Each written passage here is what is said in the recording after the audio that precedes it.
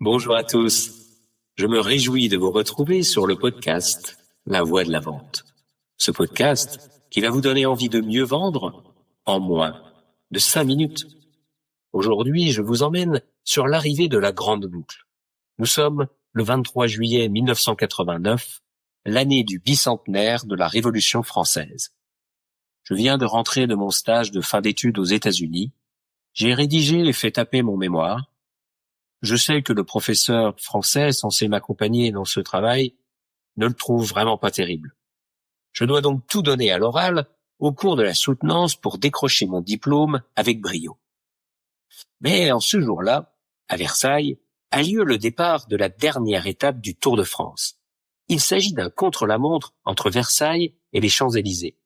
Il doit départager 2 coureurs pour la victoire finale. Un Américain, Greg LeMond, et un Français, Laurent Fignon. 50 secondes les séparent en faveur du Français. Ces 2 gars, ils ne s'aiment vraiment pas beaucoup. Tout au long de ce tour, ils se sont tirés la bourre sur la route et dans les médias. Sur la ligne de départ, Fignon affiche sa sérénité, mais l'inquiétude le guette.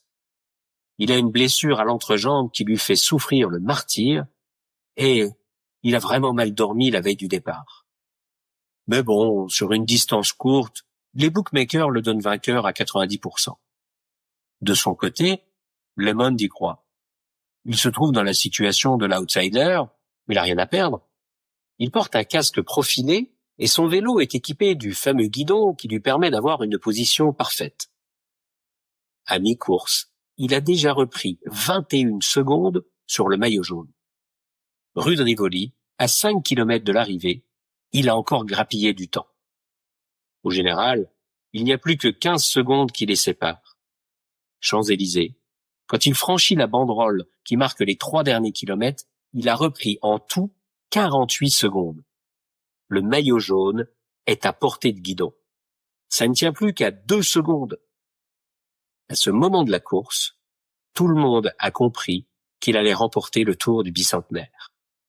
Et il le gagne pour 8 secondes. Après 3 semaines de course, 3285 km parcourus, plus de 87 heures à pédaler, seules 8 petites secondes font la différence. Au final, est-ce que ce sont vraiment ces 8 secondes qui ont fait la différence? Bien sûr que non. C'est le discours intérieur des 2 héros du jour. Voici un commentaire entendu d'un coureur parfaitement éclairant. À mi-course, Fignon et LeMond savent que l'écart s'est réduit de 21 secondes. À ce moment-là, le Français s'est dit qu'il était peut-être en train de perdre le Tour, et l'Américain s'est dit qu'il était peut-être en train de le gagner. Cette différence dans la perception de la réalité, que chacun se racontait de son côté, c'est ça qui a fait la différence sur les 20 derniers kilomètres. Verre à moitié vide, verre à moitié plein. Alors de mon côté, ma course, j'ai encore à la courir. En septembre, je présente mon travail à l'oral et un des profs du jury n'a qu'une envie, me descendre. Alors, sans le savoir, je vais me préparer mentalement à faire ce que je sais bien faire. Un show. Le jour même, je fais remplir l'amphithéâtre par tous les étudiants présents. Il est plein à craquer au moment où je me lance face à une centaine de personnes. J'ai fait le pari de parler sans présenter de slide. Et je me lance à l'aise. Je déroule et je remporte la victoire haut la main avec une note de 15. Alors maintenant, à vous de jouer, mes amis. Quand vous avez une présentation à faire ou quand vous avez quelque chose d'important à entreprendre, comment est-ce que vous vous y préparez? Prenez un papier et un crayon et notez tout ce que vous vous dites dans votre tête. Voilà. Sur ce, je vous laisse et je vous dis à jeudi prochain. À bon entendeur. Salut!